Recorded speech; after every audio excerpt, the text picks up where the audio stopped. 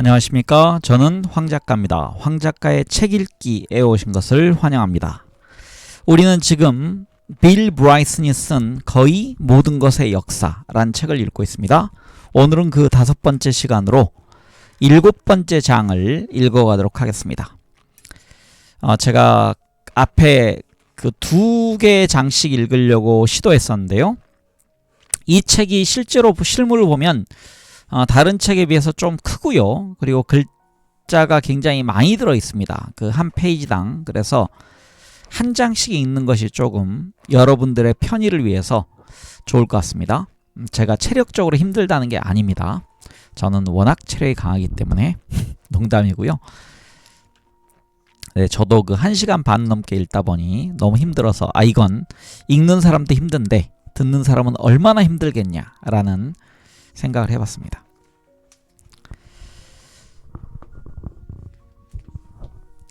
네, 책의 110쪽부터 읽어가도록 하겠습니다.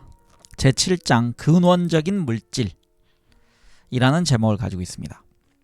화학이 정식 과학 분야로 정립되기 시작했던 것은 옥스포드의 로버트 보일이 화학자와 연금술사를 처음으로 구별했던 회의적 화학자를 발간했던 1661년부터였지만 그 이후에도 화학은 엉뚱한 전환을 거듭하면서 느리게 발전했다. 18세기를 지나면서 양측의 화학자들은 이상할 정도로 잘 지내고 있었다. 광물학에 대한 지하의 물리학이라는 놀라운 저서를 남겼던 독일의 요한 베허조차도 적당한 물질을 찾아내기만 하면 자신을 투명인간으로 만들 수 있다고 믿었다. 초기의 화학이 이상하고 때로는 우연한 발견에 의해서 정립되기 시작했다는 사실을 가장 잘 보여준 것은 1675년 독일의 헤니히 브란트의 발견이었다. 무슨 이유 때문인지는 알 수 없지만 브란트는 사람의 소변을 증류하면 금을 얻을 수 있다고 믿었다. 괄호 열고 색깔이 비슷하다는 사실도 중요한 이유였던 것 같다. 괄호 닫고. 그는 지하창고에 50통의 소변을 모아서 몇 달 동안 저장했다. 그는 여러 가지 난해한 과정을 거쳐서 소변을 고약한 반죽으로 만든 후에 다시 반투명한 왁스로 변환시켰다. 물론 금을 얻지는 못했지만 이상하고 흥미로운 일이 일어났다. 시간이 지나면서 그 물질이 빛을 내기 시작했던 것이다.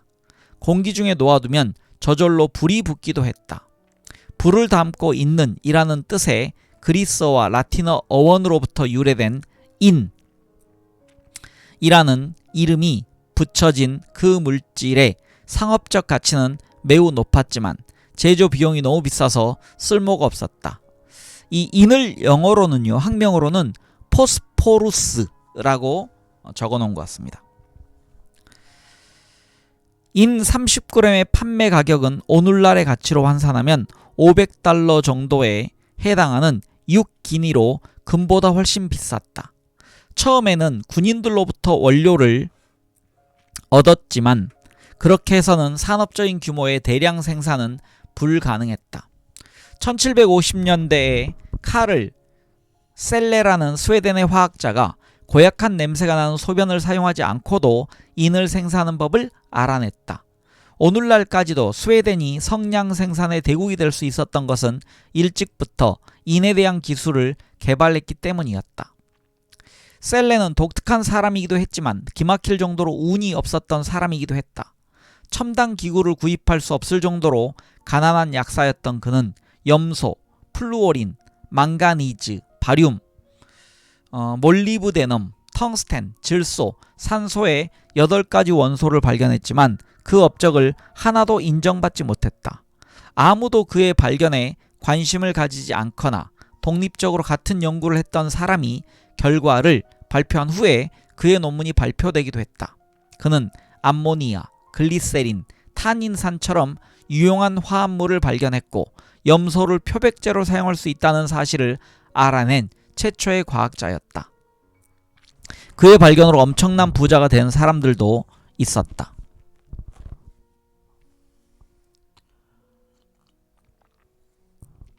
셀레의 유일한 단점은 그가 사용하던 모든 물질을 직접 맛보아야 한다는 고집이었다. 수은은 물론이고 자신이 발견했던 사이안산도 예외가 아니었다. 사이안산은 독성이 매우 강한 물질로 알려졌고 150년 후에 다시 읽겠습니다. 150년 후에 에르빈 슈레딩거가 자신의 유명한 사고 실험에서 쓰기도 했던 물질이었다. 여기서 사고는요, 사건이 나는 액시던트가 아니고 thinking입니다. 생각하는 것. 셀레는 결국 자신의 무분별한 고집에 희생되고 말았다. 1786년 겨우 43세였던 그는 실험대 앞에서 죽은 채로 발견되었다. 실험대 위에 있던 수많은 물질들이 모두 그를 죽음에 몰아넣기에 충분한 독약들이었다. 세상이 좀 더 정의로웠고 스웨덴어를 쓰는 사람들이 좀 더 많았더라면 셀레는 세계적인 명성을 얻었을 것이다. 그러나 대부분의 성과는 영어를 사용하는 지역의 몇몇 유명한 사람들의 업적으로 되어버렸다. 셀레는 1772년에 산소를 발견했지만 여러가지 놀라울 정도로 복잡한 이유 때문에 그의 논문은 제때 발표되지 못했다. 독립적으로 연구를 하긴 했지만 훨씬 뒤였던 1774년 여름에야 같은 원소를 발견했던 조지프 프리스틀리가 그 공로를 인정받았다. 셀레가 염소 발견의 업적을 인정받지 못했던 일은 더욱 놀라웠다. 아직도 거의 모든 교과서는 염소를 발견한 사람을 험프리 데이비라고 소개하고 있다.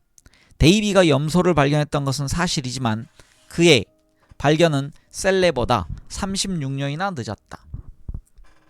18세기 동안 어려운 과정을 거쳐서 뉴턴과 보일로부터 셀레, 프리스틀리,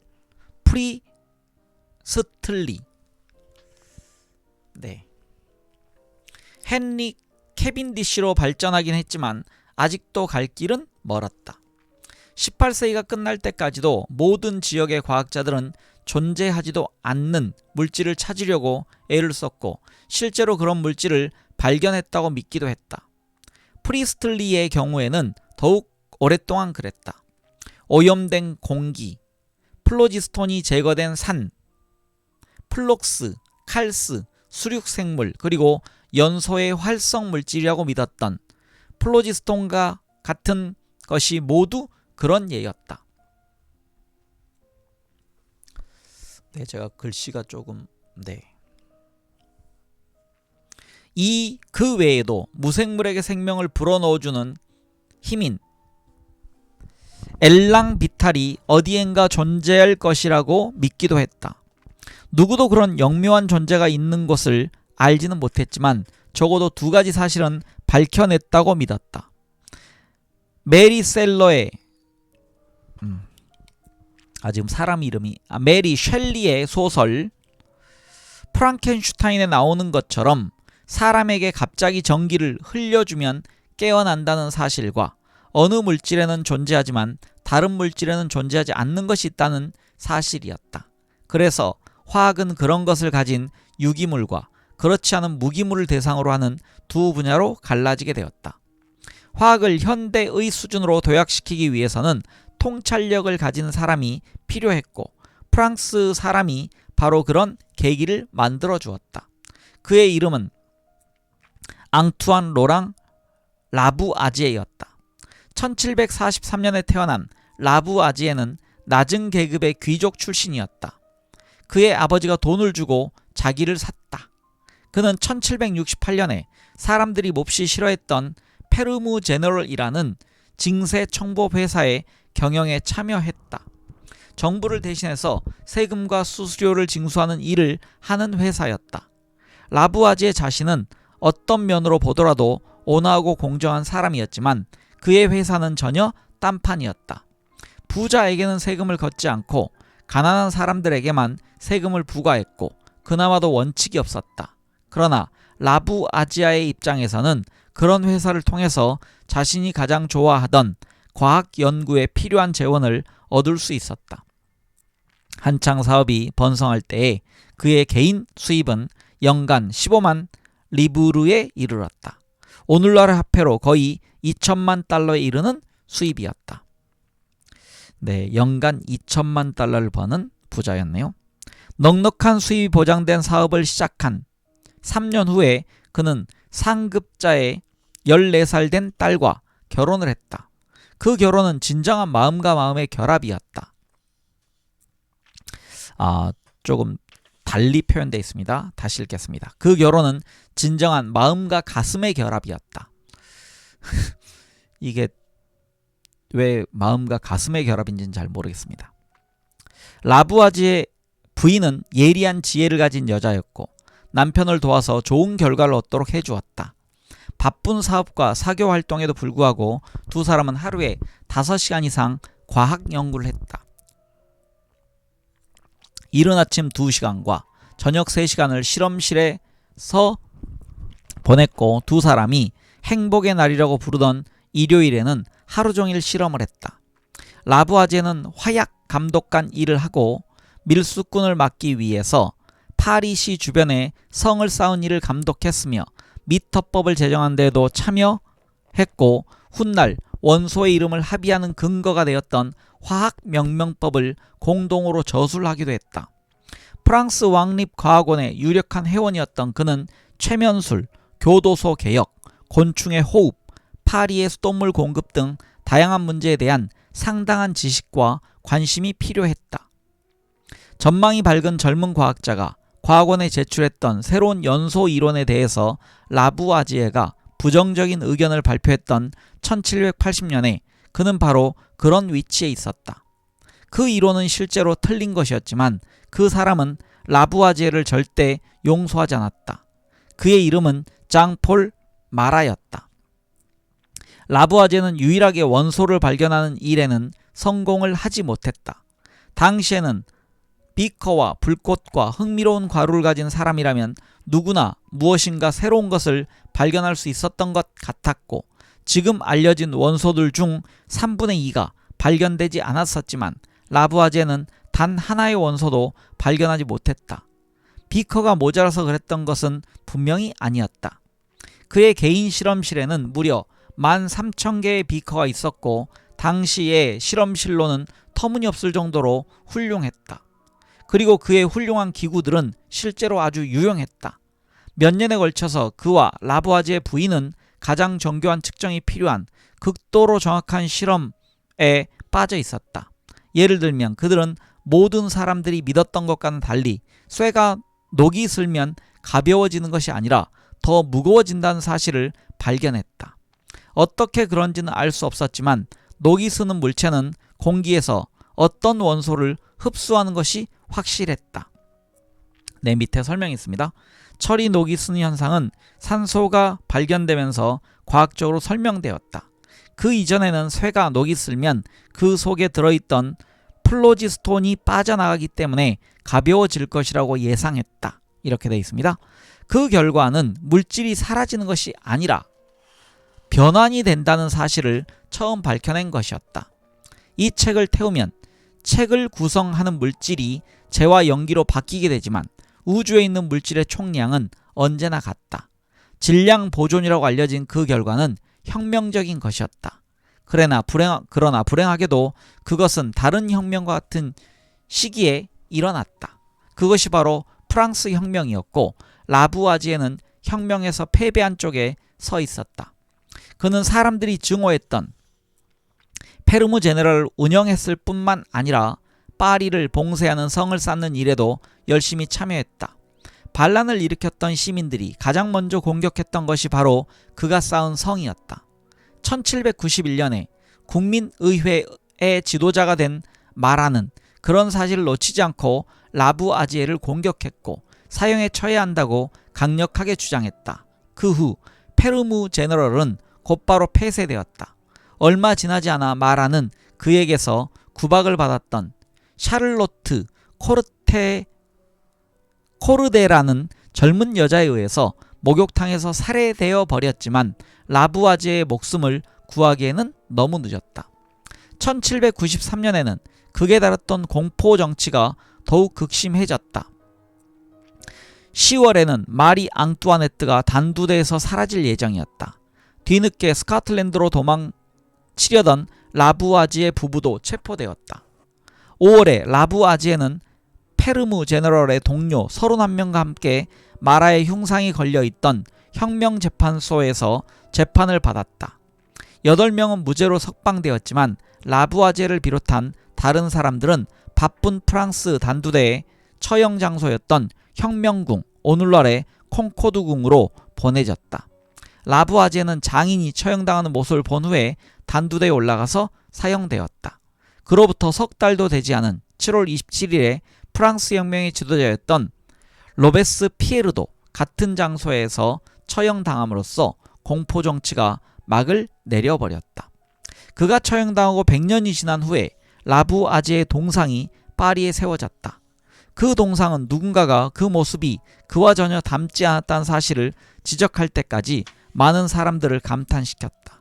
결국 조각가는 자신이 가지고 있던 수학자이며 철학자였던 콩도르세 후작의 초상을 근거로 동상을 제작했다고 실토했다. 그는 아무도 진실을 모를 것이라고 생각했고 알더라도 상관하지 않을 것이라고 믿었다. 사실 그의 두 번째 짐작이 옳았다. 그로부터 반세기가 지나도록 콩도르세를 닮은 라부아지의 동상은 그 자리에 그대로 남아있었다. 그러나 제2차 세계대전 중에 어느 날 아침 그 동상은 고철로 녹여져 버렸다. 1800년대 초에 영국에서는 아주 즐거운 느낌을 가지게 해주는 것으로 밝혀져서 웃음기체라고도 부르게 된 산화 이질소 N2O를 흡입하는 것이 유행이었다.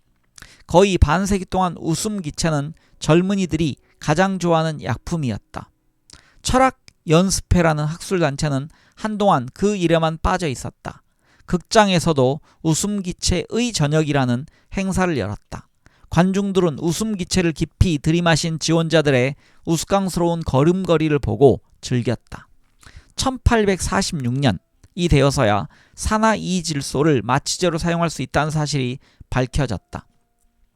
산화이질소 기체를 가장 실용적으로 사용할 수 있는 방법을 찾아내기까지 얼마나 많은 환자들이 외과 의사의 칼 때문에 불필요한 고통을 겪었는지 알 수도 없었다.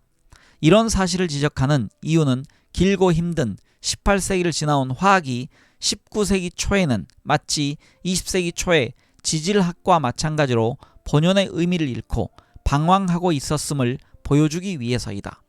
제대로 된 조직이 없었다는 것도 이유가 될 수 있었다. 예를 들어서 19세기 후반에 원심 분리가 개발되기 전에 할 수 있는 실험은 아주 제한되어 있었다. 또한 사회적인 이유도 있었다. 일반적으로 말해서 화학은 석탄, 잿물, 염료 등을 다루던 사업가들의 과학이었다. 신사들은 지질학과 자연사와 물리학에 더 많은 관심을 가지고 있었다. 영국과 비교해서 유럽의 사정은 조금 달랐지만 크게 다르지는 않았다. 19세기에 관찰된 가장 중요한 현상들 중에 하나였던 브라운 운동을 발견한 사람은 화학자가 아니라 스코틀랜드의 식물학자 로버트 브라운이었다는 것이 그런 사실을 잘 보여준다. 브라운 운동은 분자의 존재를 밝혀준 현상이었다.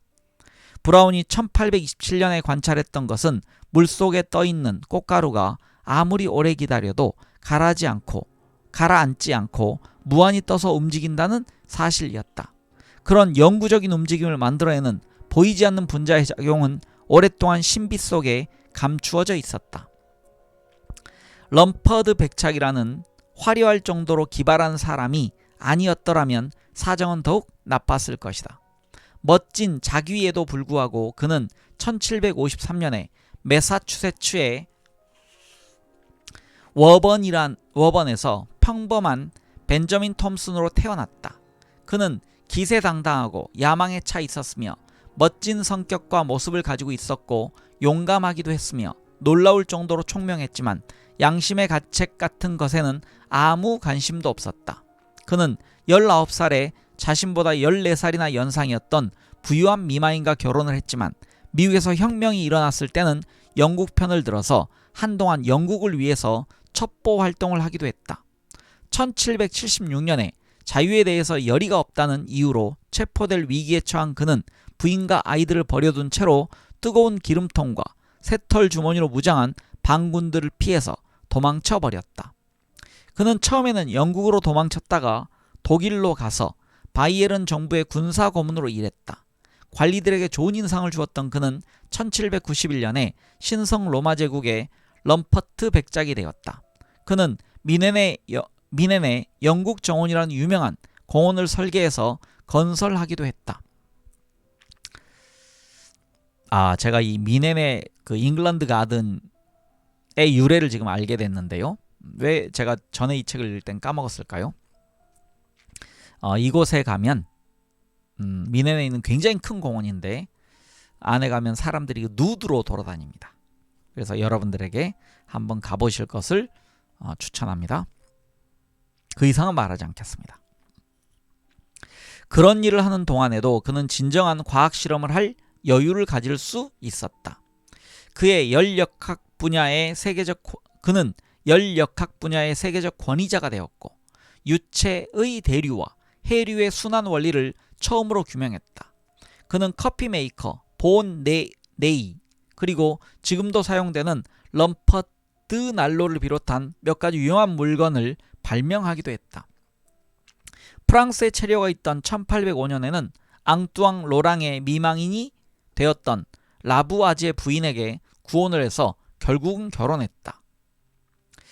그러나 그 결혼은 실패였고 두 사람은 곧 이혼을 했다.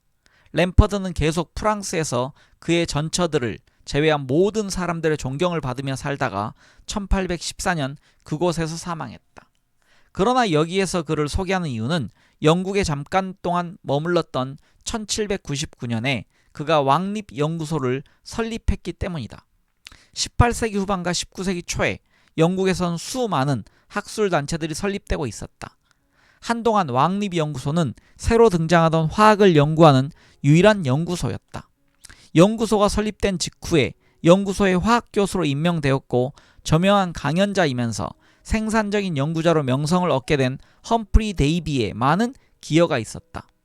데이비는 취임한 직후부터 포타슘, 소듐, 마그네슘, 칼슘, 스트론듐, 알루미늄을 비롯한 원소들을 발견하기 시작했다.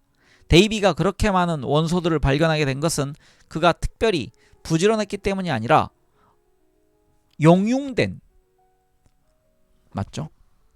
네, 용융된 물질에 전기를 흘러주는 천재적인 기술인 전기 분해 방법을 개발했기 때문이었다.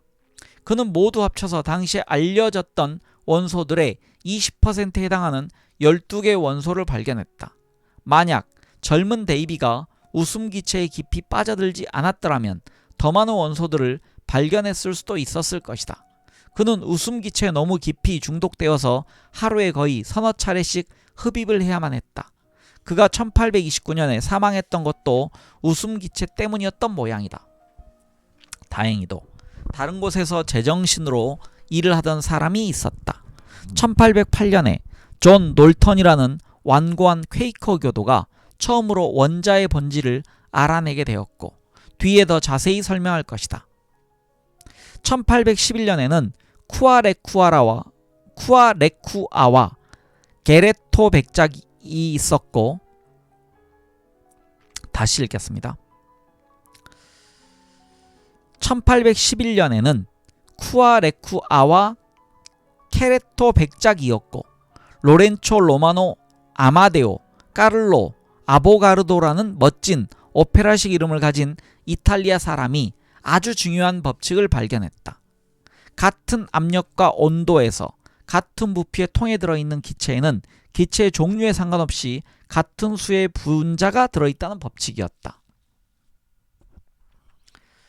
아보가드로 법칙이라고 알려지게 된 이 법칙은 두 가지 점에서 주목할 필요가 있다. 첫째, 이 법칙은 원자의 크기와 질량을 정확하게 측정할 수 있는 길을 열어주었다. 화학자들은 아보가드로의 수학을 이용해서 결국 원자의 지름이 정말 작은 0.0000 다시 읽겠습니다. 0.000008cm라는 사실을 밝혀냈다. 이걸 어떻게 그 당시에 쟀죠? 대단합니다. 둘째로는 거의 50년 동안 아무도 아보가드로의 놀라운 정도로 단순한 법칙을 모르고 있었다는 점이다. 네, 밑에 그래서 설명을 좀 읽도록 하겠습니다. 왼쪽에 있는 내용에 대한 설명이 좀 있는데요. 알루미늄을 알루미늄 또는 알루미니움이라고 쓰게 된 이유는 데이비답지 않은 우유부단함 때문이었다. 그는 1808년에 처음 발견한 알루미늄을 알루미늄이라고 불렀다. 영어로 되어 있습니다. 어떤 이유에서인지 그는 마음을 바꾸었고 4년 후에는 알루미니움이라고 부르기 시작했다. 미국에서는 그의 의견을 그대로 따랐지만 영국 사람들은 소듐, 칼슘, 스트론튬처럼 이움이라는 어미와 어긋난다는 이유로 새로운 표기법 대신에 알루미늄이라고 표기법을 쓰기 시작했다. 그 다음에 아보가드로의 그 원자 크기 측정에 관련된 설명이 있습니다. 이 법칙 덕분에 아보가드로가 사망하고도 오랜 세월이 흐른 후에 화학 측정의 기본 단위가 된 아보가드로 수가 정립되었다. 아보가드로 수는 수소기체 2.016g 또는 그것과 같은 부피를 가진 다른 기체 속에 들어있는 분자의 수에 해당한다. 그 값은 엄청나게 큰 6.0221367 곱하기 10의 23승이다. 화학을 배우는 학생들은 오래전부터 재미로 그 숫자가 얼마나 큰가를 계산해 왔다. 그 숫자는 미국 전체를 14.4km 두께로 덮을 수 있는 팝콘 알갱이의 수, 태평양에 들어있는 물을 컵에 담기 위해 필요한 컵의 수, 또는 지구 전체를 320km의 두께로 덮을 수 있는 청량음료 캔의 수에 해당한다. 미국의 1페니 동전을 아보가드로 수만큼 모으면 지구상의 모든 사람들이 1조 달러씩을 나누어 가질 수 있게 된다. 정말 큰 숫자이다. 네, 아보가드로 수라는 것에 대한 설명이 있었습니다. 이렇게 된 것은 아보가드로 자신이 매우 소극적이었기 때문이었다. 그는 혼자 일을 했고 동료 과학자들과 교류를 하지도 않았고 논문도 많이 발표하지 않았으며 학술 회의에도 참석하지 않았다. 그러나 사실 당시에는 그가 참석할 만한 회의도 많지 않았고 화학 분야의 학술지도 많지 않았다. 화학의 발전으로 산업혁명이 일어나게 되었지만 화학이 수십 년 동안 체계적인 과학으로 자리 잡지 못했다는 사실은 매우 특이한 일이다. 런던 화학회는 1841년이 되어서야 조직되었고 1848년에야 정기적인 학술지를 발간하기 시작했다. 그때는 이미 지질학회, 지리학회, 동물학회, 원예학회, 박물학자와 식물학자들의 식물 분류학회와 같은 영국의 학술단체들은 적어도 20년 이상의 역사를 가지고 있었다. 경쟁 상대였던 화학연구소도 미국 화학회가 조직된 다음 해였던 1877년에야 만들어졌다.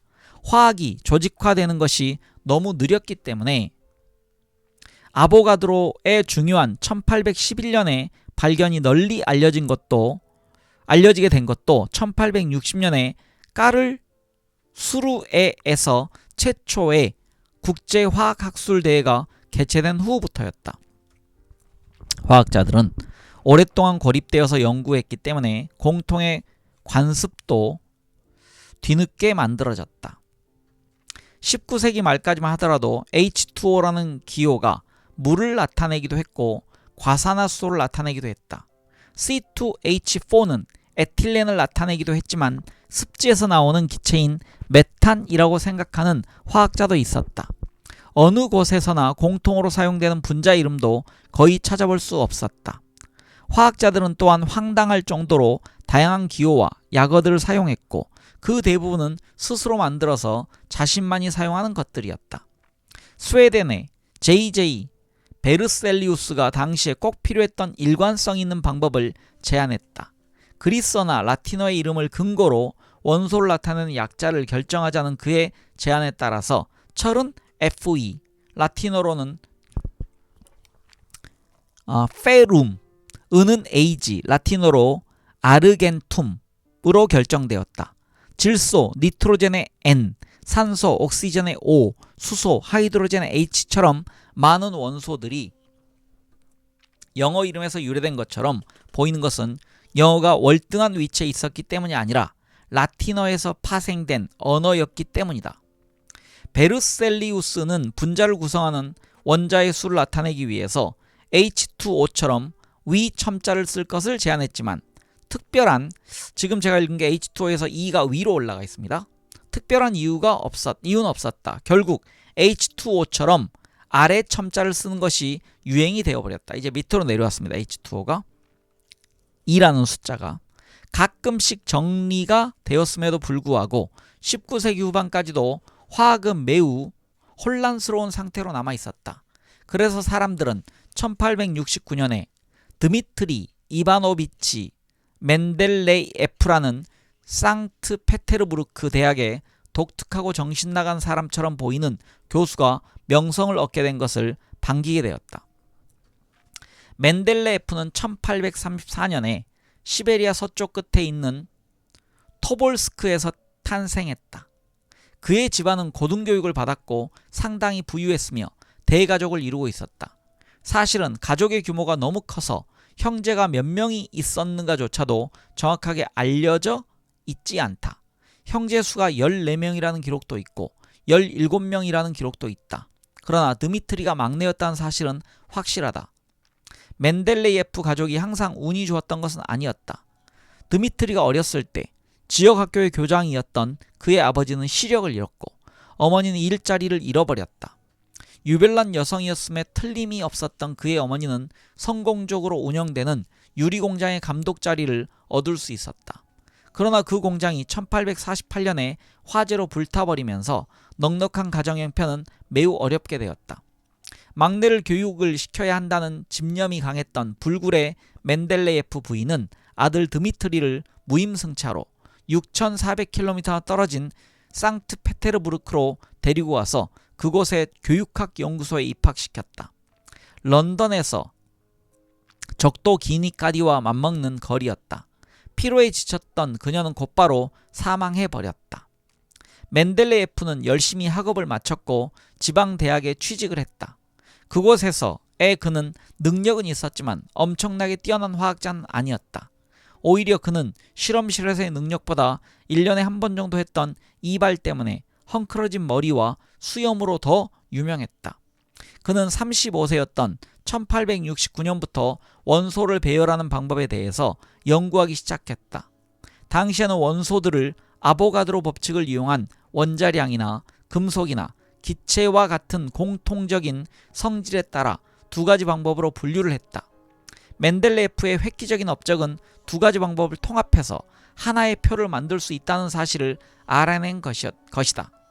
과학에서 흔히 그렇듯이 이미 그보다 3년 앞서서 존 뉴런스라는 영국의 아마추어 화학자가 그런 방법을 예상했었다. 그는 원소들을 원자량에 따라서 나열하면 어떤 성질들이 8번째마다 반복된다고 주장했다. 서로 조화를 이루는 원소들이 있다는 뜻이었다. 아직은 때가 너무 일렀다는 사실을 고려하더라도 뉴런스가 그런 특성이 피아노 건반의 옥타브 배열을 닮았다고 해서 옥타브 법칙이라고 불렀던 것은 현명하지 못했던 일이었다. 어쩌면 뉴런스의 설명 방법에 문제가 있었을 수도 있겠지만 당시에 그의 주장은 아주 터무니없는 것으로 여겨져서 웃음거리가 되어버렸다. 모임에 참석했던 사람들 중에서 넉살이 좋은 사람들은 그에게 원소들을 이용해서 짧은 노래를 연주할 수 있는가를 물어보기도 했다. 실망해버린 뉴런스는 자신의 주장을 더 이상 펼치지 못했고 결국은 화학 분야를 완전히 떠나버렸다. 멘델레예프는 조금 다른 방식으로 접근해서 원소들을 7개씩 묶었지만 근본적으로는 같은 법칙을 찾아냈다. 갑자기 그의 주장이 기막힌 것처럼 보였고 사람들도 놀라울 정도로 잘 이해했다. 원소들의 성질이 주기적으로 반복되기 때문에 그가 발견한 것을 주기율표라고 부르게 되었다. 다시 읽겠습니다. 멘델레예프는 종류와 번호에 따라서 카드를 행과 열로 늘어놓는 솔리테어라고 알려진 미국의 카드놀이에서 아이디어와 끈기를 얻었다고 알려져 있다. 그는 카드놀이에서와 비슷한 방법으로 원소들을 늘어놓고 가로줄을 죽이라고 부르고 세로줄을 족이라고 불렀다. 원소들의 그런 배열에서 위, 아래와 좌, 다시 읽겠습니다. 위아래와 좌우로 분명한 규칙성이 드러났다. 규칙적으로 말해서 세로줄에는 비슷한 화학적 성질을 가진 원소들이 들어갔다. 그래서 모두가 금속에 속하는 구리 밑에 은이 오고 그 밑에는 금이 놓이게 되고 기체에 속하는 헬륨, 네온, 아르곤이 같은 줄에 들어가게 된다. 실제로는 학교에서 배워야 하는 원자, 가전자의 수가 주기율표에서 원소의 위치를 결정한다. 한편 가로줄에는 원자핵에 들어있는 양성자의 수에 해당하는 원자 번호가 늘어나는 방향으로 원소들이 배열된다. 원자의 구조와 양성자의 중요성에 대해서는 다음 장에서 설명할 것이기 때문에 여기서는 원소들을 체계적으로 늘어놓는 방법만 이해하면 된다. 수소는 한 개의 양성자를 가지고 있기 때문에 원자 번호가 1이고 주기율표의 첫 칸에 들어가게 된다. 우라늄은 92개의 양성자를 가지고 있어서 주기율표의 거의 끝부분에 있는 원자 번호 92에 해당하는 칸에 들어간다. 필립 볼이 지적했던 것처럼 이런 뜻에서 화학은 번호를 세는 것으로 충분하다. 원자 번호와 원자량은 구별해야만 한다. 원자의 질량을 나타내는 원자량은 원소가 가지고 있는 양성자와 중성자의 수에 의해서 결정된다. 이게 참고로 적혀 있습니다. 물론 그때까지도 알려지지 않았거나 이해되지 못했던 것들이 많았다. 수소는 우주에서 가장 흔한 원소이지만 그로부터 30년이 지날 때까지 수소에 대해 많이 알아내지는 못했다.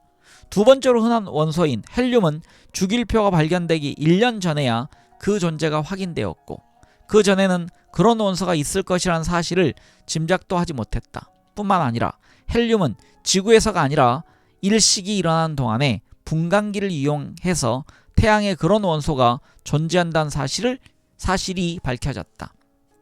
그래서 그리스의 태양신인 헬리오스를 따라서 헬륨이라는 이름이 붙여졌다. 실제로 헬륨을 처음 분리한 것은 1895년이었다. 그럼에도 불구하고 멘델레예프의 발견으로 이제 화학은 튼튼한 근거를 마련하게 되었다. 주기율표는 대부분의 사람들에게는 추상적으로 그럴듯한 것에 지나지 않았지만 화학자들에게는 가장 훌륭한 질서와 명확함을 뜻하는 것이 된다. 지구상 원소들의 역사와 용도에 로버트 E. 크레브스에 따르면 화학 원소의 주기율표는 우리가 찾아낸 가장 정교한 조직표임에 틀림이 없다. 오늘날 대략 120개 정도의 원소가 알려져 있다. 그 중에서 92개는 자연에 존재하는 것이고 나머지는 실험실에서 만들어진 것이다. 합성된 중금속 원소들은 100만 분의 1초 정도 동안만 존재하고 실제로 그것을 검출했는가에 대해서 이의를 제기하기도 하기 때문에 정확한 숫자는 논란의 가능성이 있다. 멘델레이예프의 시대에는 63개의 원소만이 알려져 있었다. 그는 당시 알려진 원소만으로는 완전한 주기율표를 만들 수 없는 것으로 보아서 아직 발견되지 않은 원소가 있을 것이라고 짐작할 정도로 현명했다. 그의 주기율표는 새로 발견되는 원소가 들어갈 위치를 정확하게 예측했다.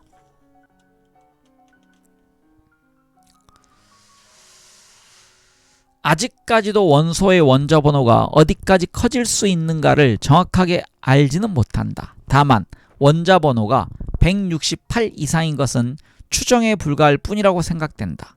지금까지 확실한 것은 앞으로 어떤 원소가 발견되거나 상관없이 모두 멘델레예프의 주기율표에 정확하게 맞을 것이라는 사실이다. 19세기에 이루어진 업적 중에서 화학자들에게 놀라웠던 것이 또 있었다. 그 업적은 1896년에 우라늄 염 덩어리를 서랍 속에 들어있던 포장된 사진판 위에 아무렇게나 던져두었던 앙리 베크렐에 의해서 시작되었다. 얼마 후에 사진판을 꺼내본 그는 마치 빛에 노출된 것처럼 우라늄 덩어리의 흔적이 사진판에 새겨져 있는 것을 발견하고 깜짝 놀랐다. 우라늄 염이 알 수 없는 종류의 빛을 방출하고 있었던 셈이었다. 자신의 발견이 중요한 것일 수 있다고 생각했던 베클렐은 이상한 일을 했다. 대학원 학생에게 그 이유를 알아보도록 맡겨버린 것이다. 다행히도 그 학생은 폴란드에서 얼마 전에 이민 왔던 마리 퀴리였다. 각 결혼한 남편 피에르와 함께 일하던 퀴리는 어떤 종류의 암석은 상당한 양의 에너지를 일정하게 방출하면서도 겉으로 보기에는 크기는 물론이고 다른 어떤 성질도 달라지지 않는다는 사실을 발견했다. 두 부부는 그 암석들이 아주 효율적인 방법으로 질량을 에너지로 변환시키고 있었다는 사실을 알아낼 수가 없었다. 물론 그런 사실은 10여 년이 지난 후에 아인슈타인이 설명을 하게 될 때까지는 아무도 이해할 수 없었다. 마리 퀴리는 그런 현상을 방사능이라고 불렀다. 퀴리 부부는 그 연구를 하던 중에 두 종류의 원소를 발견했다. 하나는 그녀의 조국 이름을 따서 폴로늄이라고 불렀고 다른 하나는 라듐이라고 불렀다. 1903년에 퀴리 부부와 베클렐은 노벨 물리학상을 공동으로 수상했다. 그 후 마리 퀴리는 1911년에 화학 분야에서 두 번째 노벨상을 받음으로써 화학과 물리학에서 노벨상을 받은 유일한 과학자가 되었다. 몬트리올의 맥길 대학에 있던 뉴질랜드 출신의 젊은 어니스트 러더퍼드가 새로 밝혀진 방사성 물질에 관심을 가지게 되었다. 그는 프레데릭 소디라는 동료와 함께 작은 양의 물질에 엄청난 양의 에너지가 들어있다는 사실과 지구가 뜨거운 이유가 대부분 그런 방사성 붕괴 때문이라는 사실을 밝혀냈다. 그들은 또한 방사성 원소가 붕괴되면 다른 종류의 원소가 된다는 사실도 발견했다. 우라늄 원자가 며칠 후에는 납 원자로 변해버릴 수가 있다는 것이다. 그것은 정말 놀라운 사실이었다. 그것이 바로 연금술이었다. 아무도 그런 일이 자연에서 저절로 일어날 것이라는 고는 상상도 하지 못했다. 실용주의자였던 러더퍼드는 그 현상을 유용하게 활용할 수 있을 것임을 알아낸 최초의 과학자였다. 그는 방사성 물질의 시료가 붕괴되어서 절반으로 줄어드는데 일정한 시간이 걸린다는 사실을 발견했다. 그것이 바로 잘 알려진 반감기였고 신뢰할 수 있을 정도로 일정한 속도로 일어나는 붕괴 현상을 일종의 시계로 이용할 수 있다는 사실을 깨달았다. 지금 현재 남아있는 방사성 물질의 양과 그것이 얼마나 빠르게 붕괴되는가를 알면 거꾸로 그 시료의 연대를 계산할 수 있다. 그는 우라늄 광석인 역청 우라늄 광 조각을 연구해서 그것이 7억 년이나 된 것이라는 사실을 밝혀냈다. 당시 사람들이 지구의 나이라고 믿었던 것보다 훨씬 오래된 것이었다. 러더퍼드는 1904년 봄에 런던의 왕립연구소에서 강연을 했다. 105년 전에 럼퍼드 백작이 설립했을 때는 위풍당당한 단체였지만 모두가 소매를 걷어붙이고 왕성하게 일하던 빅토리아 후기에 이르러서는 그런 전통은 아주 오랜 시절의 이야기처럼 보였다. 러더퍼드는 자신의 새로운 방사성 붕괴 이론에 대해서 강연을 하던 중에 역청 우라늄광 덩어리를 꺼내서 보여주었다. 재치가 있었던 러더퍼드는 청중에 켈빈이 졸면서 앉아있다는 사실을 알아차리고 켈빈 자신이 지구의 내부에 새로운 종류의 열원이 존재한다면 자신의 계산을 수정해야 한다고 주장했던 사실을 상기시켰다.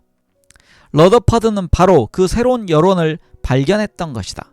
방사능 덕분에 지구는 켈빈의 계산에서 얻어진 2400만 년보다 훨씬 더 오래된 것임이 분명하게 밝혀졌다. 켈빈은 러더퍼드의 예의 바른 발표를 주목하고 있었지만 사실 그 내용을 인정하지는 않았다. 그는 결코 수정된 숫자를 인정하지 않았고 죽는 날까지도 지구의 나이에 대한 자신의 연구가 가장 정확하고 중요한 과학적 기여라고 믿었다. 자신이 열 역학에서 남긴 업적보다 그것이 훨씬 더 위대한 성과라고 믿었다. 가장 과학적인 혁명이었음에도 불구하고 러더퍼드의 새로운 발견을 누구도 인정하지 않았다. 더블린의 존 줄리는 다시 읽겠습니다. 더블린의 존 졸리는 1930년대에 사망할 때까지도 지구의 나이가 8,900만 년 이상일 수 없다고 끈질기게 주장했다. 러더퍼드의 추정이 너무 길다고 걱정하는 사람들도 있었다. 붕괴의 정도를 측정하는 방사성 연대 측정법으로 지구의 실제 나이가 10억 년이 넘는다는 사실을 밝혀내기까지는 수십 년이 더 걸렸다. 과학이 올바른 길로 들어서기는 했지만 아직도 먼 길을 가야만 했다. 켈빈은 1907년에 사망했다. 드미트리 멘델레예프도 같은 해 세상을 떠났다. 켈빈과 마찬가지로 멘델레예프도 나이가 들면서 쇠퇴하기 시작했지만 그의 말년은 평온하지 못했다. 멘델레예프는 점점 더 별나고 상대하기 어려운 사람이 되어갔다. 그는 방사선이나 전자를 비롯해서 새로운 것은 거의 대부분 인정하지 않았다. 그는 유럽 전역의 실험실과 강의실을 휘젓고 다니는 것으로 말년을 보냈다. 1955년에는 101번째 원소에 그의 이름이 붙여져서 멘델레뷴이 되었다. 폴 스트레서는 그 이름을 불안정한 원소에 적당한 것이라고 했다. 방사능은 물론 아무도 예측하지 못했던 방향으로 발전을 계속했다. 1900년대 초에 피에르 퀴리는 뼈의 심한 통증과 만성 피로감을 느끼는 방사성 질병의 징후를 경험하기 시작했고 병은 계속 깊어만 갔다. 그는 1906년에 파리의 길을 건너던 중에 마차에 치여서 사망했기 때문에 그 병이 어떤 결과로 이어졌을까에 대해서는 확실하게 알 수가 없다. 마리 퀴리는 1914년에 파리 대학의 유명한 라듐 연구소를 설립하는 등의 일을 하면서 유명한 과학자가 되었다. 그녀는 2번의 노벨상을 받았지만 과학원 회원이 되지는 못했다. 과학원의 회원이었던 나이 든 사람들은 물론이고 프랑스 사회에서도 피에르가 사망한 이후에 기원의 물리학자와 사랑에 빠졌던 그녀의 행동을 용납하기 어려웠던 것이 중요한 이유였을 것이다. 방사능처럼 신비로운 에너지원이라면 무엇인가 좋은 면이 있을 것이라고 생각하는 사람들이 많았다. 그래서 치약과 완화제, 다시 읽겠습니다. 치약과 완화제에 방사성 토륨을 넣기도 했고 1920년대 말까지도 뉴욕주의 핑거레이크 지역에 있던 글렌 스프링스 호텔은 방사성 미네랄 온천으로 유명했었다. 다른 곳도 많았을 것이 틀림없다. 생활용품에서 방사성 물질의 사용이 금지된 것은 1938년이 되어서였다. 그러나 1934년에 백혈병으로 사망했던 마리 퀴리에게는 너무 뒤늦은 조치였다. 방사능의 치명적인 효과가 오래 지속된다는 사실은 1980년대에 마리 퀴리가 사용하던 서류들과 요리책에서도 밝혀졌다. 그녀의 실험 노트들은 납으로 밀폐된 통 속에 보관되어 있고 보호복을 입은 사람만 그것을 볼 수가 있다. 초기 핵과학자들이 그 위험성을 모른 채로 연구에 몰두했던 덕분에 20세기 초가 되었을 때는 지구가 유서 깊은 행성이라는 사실이 분명해졌다. 그러나 얼마나 오래되었는가에 대해서 확실하게 알게 되기까지는 반세기가 더 필요했다. 그 사이에 과학은 원자의 시대라는 새로운 시대로 접어들고 있었다. 네, 이렇게 해서 2부 읽기를 끝냈습니다. 이제 새로운 챕터로 들어갑니다. 새로운 시대의 도래라는 챕터고요. 그 장으로는 아인슈타인의 우주, 이제 드디어 아인슈타인이 나오는 것 같습니다. 네, 함께 해주신 많은 분들 감사드립니다. 저는 다음 시간에 뵙겠습니다. 저는 황 작가였습니다. 감사합니다.